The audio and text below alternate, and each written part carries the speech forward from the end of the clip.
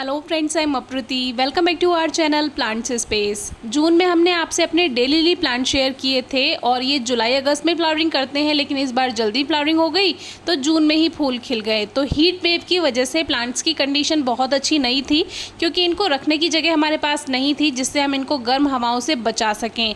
लेकिन हमने वो वीडियो में आपको बताया था, वीडियो आप डिस्क्रिप्शन बॉक्स में चेक कर सकते हैं। कभी भी अगर आपके डेली ली प्लांट में परेशानी आती है तो उसमें घबराने की कोई बात नहीं है।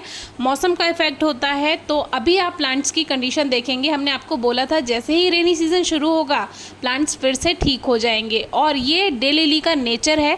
जब आप हीट वेव में रखते हैं प्लांट्स को, यानी कि जहाँ गर्म हवाएं लगती हैं, खास तौर से मई जून के टाइम, वहाँ पर उनकी पत्तियाँ ऐसी ही हो जाती हैं, झुलस जाती हैं। और रेन लिली में भी यही प्रॉब्लम आती है, मई जून के टाइम पे उनकी पत्तियाँ भी झुलस जाती हैं। तो कुछ ऐसे सेंसिटिव प्लांट्स होते हैं जिसको आपको हीट वेव से बचाना चाहिए। और सेंसिटिव क्या, मोस्टली प्लांट्स इस बार बहुत ज़्यादा जल गए थे, झुलस गए थे, बहुत ही ज़्यादा इस बार गर्मी थी, गर्म हवाएं थी। लेकिन आज हम केवल डे लिली प्लांट के बारे में बात कर रहे हैं। तो आप देखिए अभी प्लांट्स बिल्कुल ठीक हैं और इसकी प्रोपगेशन भी हमने आपको बताई हुई है। दो तरह की डे लिली हमने आपसे शेयर की हैं, एक जो मार्च अप्रैल में फ्लावरिंग करती है, सेकेंड जो जुलाई अगस्त में फ्लावरिंग करती है। हमारे पास दोनों ही डे लिली हैं और दोनों की प्रोपगेशन सेम होती है। देखिए अभी भी एक दो पत्तियां इसकी नीचे नीचे की ड्राई होती रहती हैं, तो ये नॉर्मल है। लेकिन आप देखेंगे पत्तियों में ऊपर की तरफ कहीं भी कोई इसमें बर्न नहीं हुआ है, कोई जली नहीं है पत्तियां। जो इनकी टिप है वो भी ग्रीन है, हेल्दी है, प्लांट्स हेल्दी हैं। तो इस तरह से ये रेनी सीजन का इफेक्ट होता है प्लांट्स पे। तो इसकी प्रोपगेशन आपको वैसे ही करनी होती है। आप प्लांट को अलग कर सकते हैं, जैसे स्पाइडर प्लांट्स की रूट्स होती हैं वैसे ही इसमें रूट्स होती हैं। तो वीडियो आपको डिस्क्रिप्शन बॉक्स में मिल जाएगी प्रोपगेशन के बारे में। लेकिन एक बात का ध्यान रखिए कि आपके पास डे लिली कौन सी है, इसका ध्यान रखना ज़रूरी है। क्योंकि जो रेनी सीजन वाली डे लिली है उसको अभी डिस्टर्ब नहीं करना होता, क्योंकि अभी उसका फ्लावरिंग टाइम होता है। और जो मार्च अप्रैल के टाइम फ्लावरिंग वाली डे लिली होती है उसको आप अभी प्रोपगेट कर सकते हैं, उसमें फर्टिलाइज़र भी मिक्स कर सकते हैं, नए पॉट तैयार करने हैं वो आप तैयार कर सकते हैं, प्लांट्स तैयार कर सकते हैं।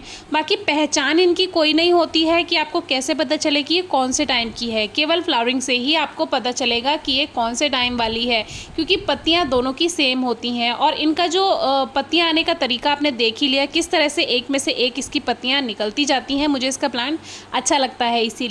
तो इसकी प्रोपगेशन इजी है। और कभी अगर डे लिली का जो आप बल्ब कह लीजिए, ट्यूबर कह लीजिए या रूट्स कह लीजिए, अगर टूट जाती हैं निकालते समय, तो उसमें भी कोई परेशानी की बात नहीं है। कल रजनीगंधा प्लांट के बारे में हमने आपसे वीडियो शेयर की। अगर थोड़ा बहुत भी वाइट पोर्शन आ जाता है टूटे हुए इसके स्टॉक के साथ, तो आप इसको ग्रो कर सकते हैं। इसके बारे में भी हमने वीडियो शेयर की हुई है। इसीलिए भी ये प्लांट मुझे पसंद है कि अगर कोई परेशानी आ जाए, टूट जाए प्लांट, तो फिर से इसको ग्रो किया जा सकता है। मिट्टी देखिए एकदम बहुत ज़्यादा गीली भी नहीं है और मॉइस्ट है, बहुत लाइट मॉइस्ट है। और हल्की ही नमी रखने से ये प्लांट अच्छी ग्रोथ करता है। बाकी बारिश आती है तो पानी मिलता ही रहता है इसको, हम इसमें ओवर मॉइस्चर नहीं करते हैं। यानी कि अगर लगता है कि मिट्टी नम है तो उस दिन हम पानी नहीं देते हैं, और ऐसा हो भी जाता है। बहुत तेज़ गर्मियों में तो मिट्टी जल्दी सूखती है, लेकिन अगर रेनी सीजन है तो इसमें दूसरे बल्ब वाले प्लांट्स की तरह बार बार पानी देने की ज़रूरत नहीं होती है। एक दो दिन छोड़ भी देते हैं तो भी चलेगा, और मिट्टी की गुड़ाई करते रहेंगे तो ज़्यादा नमी नहीं रहती है। तो जून के बाद अभी रेनी सीजन का अपडेट देना ज़रूरी था कि प्लांट्स हेल्दी हैं। लेकिन अगर जुलाई में भी आपके प्लांट्स की कंडीशन अच्छी नहीं है, वो पीले हो रहे हैं, जो उनकी पत्तियां हैं बेकार हो रही हैं, जल रही हैं, तो इसका मतलब सॉइल में ओवर मॉइस्चर है। मिट्टी में नमी कम कीजिए, मिट्टी की गुड़ाई कीजिए और पानी पर सबसे ज़्यादा ध्यान दीजिए।